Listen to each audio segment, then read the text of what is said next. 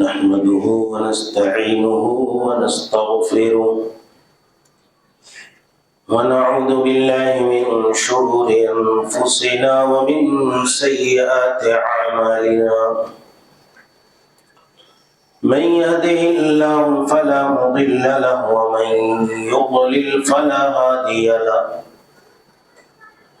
وأشهد أن لا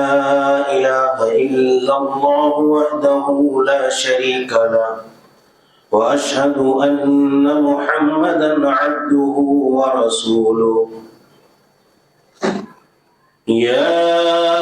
أيها الذين آمنوا اتقوا الله حق تقاته ولا تموتن إلا وأنتم مسلمون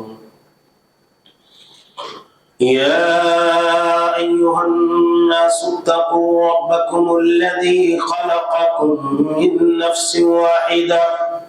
وخلق منها زوجها وبث منهما رجالا كثيرا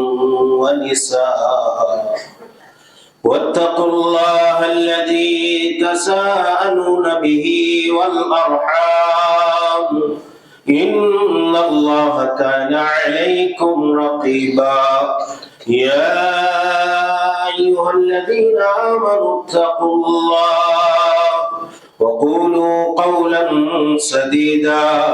يصلح لكم أعمالكم ويغفر لكم ذنوبكم ومن يطع الله ورسوله فقد فاز فوزا عظيما أما بعد فإن خير الحديث كتاب الله وخير الهدي هدي محمد صلى الله عليه وسلم وشر الأمور محدثاتها وكل محدثة بدعة وكل بدعة ضلالة وكل ضلالة في النار. أعوذ بالله السميع العليم من الشيطان الرجيم من همزه ونفخه ونفثه وإنك لعلى خلق عظيم. وعن أم المؤمنين عائشة رضي الله تعالى عنها قالت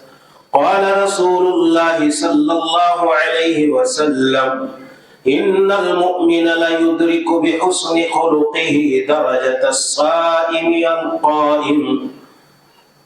سبحانك لا علم لنا إلا ما علمتنا إنك أنت العليم الحكيم. رب اشرح لي صدري ويسر لي أمري واحلل عقدة من لساني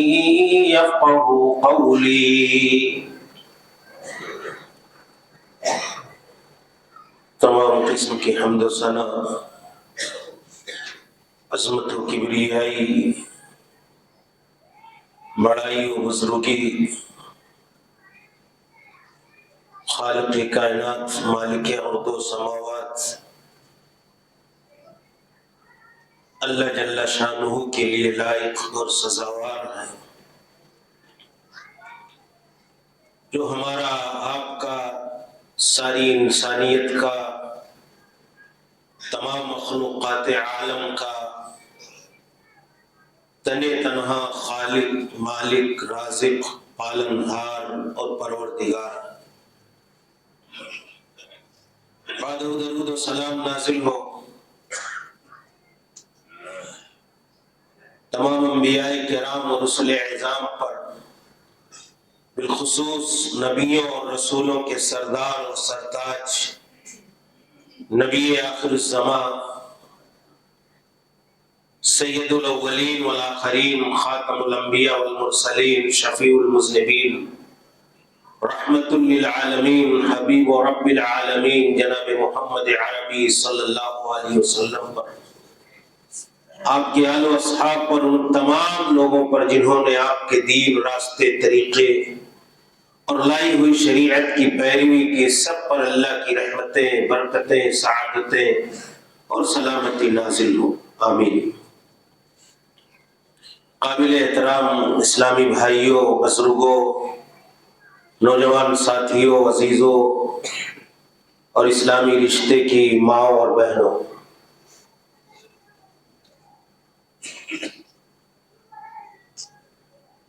قرآن کریم میں اللہ جل شانہ نے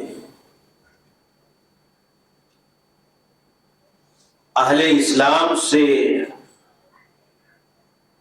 بہت ساری چیزوں کا مطالبہ کیا. اسی میں سے ایک بات یہ بھی ہے کہ ادخلوا فی السلم کافہ، کہ اے ایمان والو، ایمان اور اسلام کے اندر مکمل طور پر داخل ہو جاؤ. کامل ترین مسلمان بن کر کے زندگی گزارو. ایمان اور اسلام کے جو تقاضے ہیں اور اس کی جو تعلیمات ہیں اور اس کے جو ہمہ جہت پہلو ہیں زندگی گزارنے کے،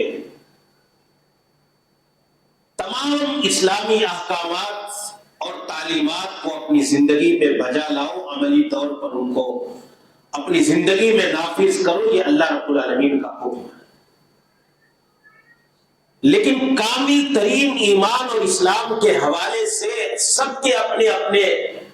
الگ الگ نظریات ہیں، الگ الگ طرز عمل ہے، الگ الگ کنسپٹ اور تصور ہے. کسی کے ہاں ایمان کا تصور یہ ہے کہ ہمارا ایمان،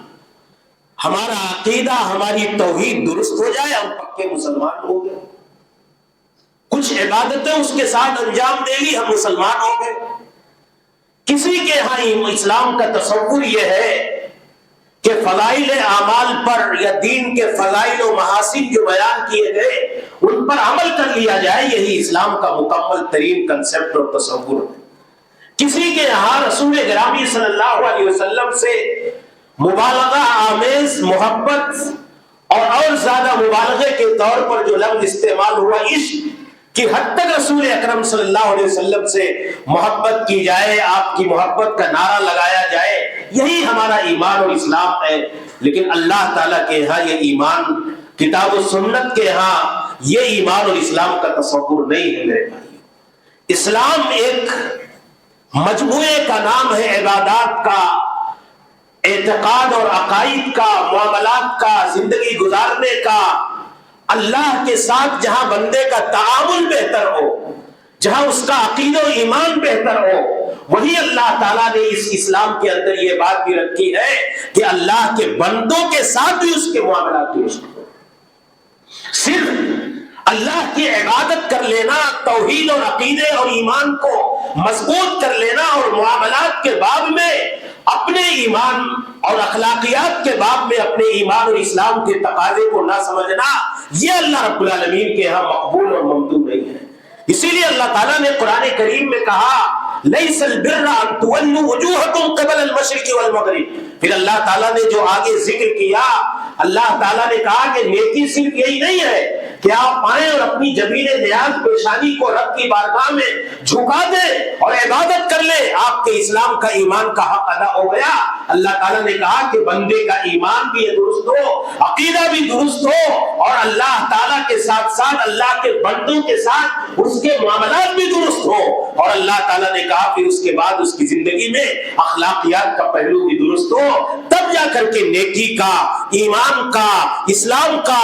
دین کا کامل ترین تصور اللہ تعالیٰ کے یہاں کمپلیٹ ہو سکتا ہے. آج ہمارے یہاں ہم نے عقیدہ درست کر لیا، ٹھیکیدار ہو گئے توحید کے،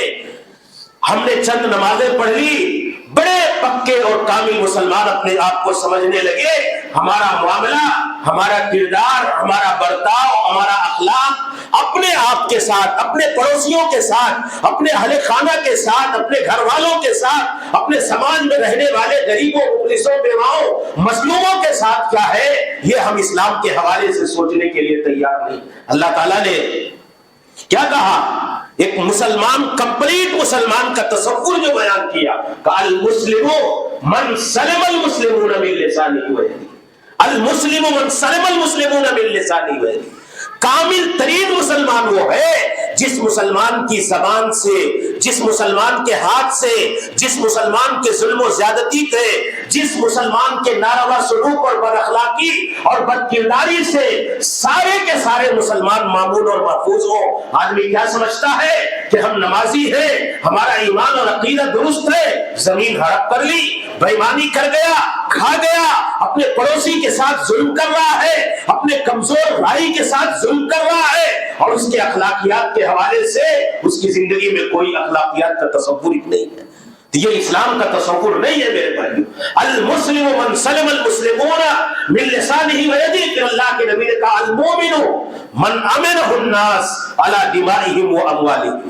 مومن وہ ہے, کمپلیٹ اور کامل مومن وہ ہے جس مومن سے اس دوسرے لوگ اپنی جان اور مال کے تعلق سے محفوظ اور معمول, لوگوں کو اس کے تعلق سے کوئی ڈر اور خطرہ اور خوف نہ ہو. تو یہ ہمارا اپنا جو تصور ہے, آج ہمارے یہاں ہم غور کریں کہ ہماری زندگیوں میں اخلاقیات کے حوالے سے کیا تصور. اللہ کے رسول صلی اللہ علیہ وسلم نے کہا کہ ایمان کے حوالے سے, ایمان کی تکمیل کے حوالے سے, اسلام کے کمپلیٹ ہونے کے حوالے سے, کہا اگر کتنا بڑا عابد ہو, کتنا بڑا پرہیزگار ہو, اور اس کا معاملہ لوگوں کے ساتھ, اللہ کے بندوں کے ساتھ, اپنی بیوی کے ساتھ, اپنے گھر والوں کے ساتھ, اپنے پڑوسیوں کے ساتھ, اپنے ماتحتوں اور خادموں کے ساتھ, اپنے نیچے رہنے والے, زندگی گزارنے والوں کے ساتھ درست نہیں ہے, تو وہ اللہ کا بندہ ایمان کے اعتبار سے کمپلیٹ نہیں ہے. جہاں ہمیں نمازیں,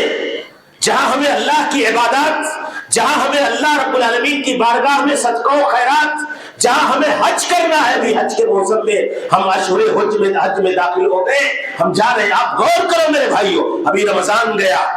اس کا مقصد کیا تھا, اس کی تربیت اور اس کا فلسفہ کیا تھا کہ اللہ رب العالمین ہمارے باطن کو سنوار کر کے, جہاں اللہ کے ساتھ اللہ کا تقوی ہمارے اندر پیدا ہو, اللہ کے ساتھ ہمارا تعامل درست ہو, وہیں اس بات کی بھی تربیت اور ٹریننگ کے لیے آیا کہ اللہ کے بندوں کے ساتھ کیا کہا اللہ کے رسول نے. روزے دار ہے, جھوٹ نہ بولے, کوئی گالی دے دے حالت صوم میں, تو آپ کیا کہیں, انی امرؤ صائم, ہاں میں حالت صوم میں ہوں, میرے لیے ریئیکشن اور رد عمل کے طور پر گالی دینا روا اور درست نہیں ہے. حج کرنے گئے, اللہ کے رسول صلی اللہ علیہ وسلم نے کہا کہ آدمی جو جائے حج کرے, جسے حج مبرور کہا گیا, نیکیوں سے بھرا ہوا حج, گناہ نہ ہو, فسق نہ ہو, فجور نہ ہو, ظلم نہ ہو, کسی کے ساتھ ناروا سلوک نہ ہو, یہ تربیت دینے آتی ہے عبادتیں. تو یہ اسلام جہاں بہت ساری عبادات کے مجموعے کا نام ہے, یہ صرف عبادات کا نام نہیں ہے. ہمارے اخلاقیات, ہمارا اخلاق درست ہو,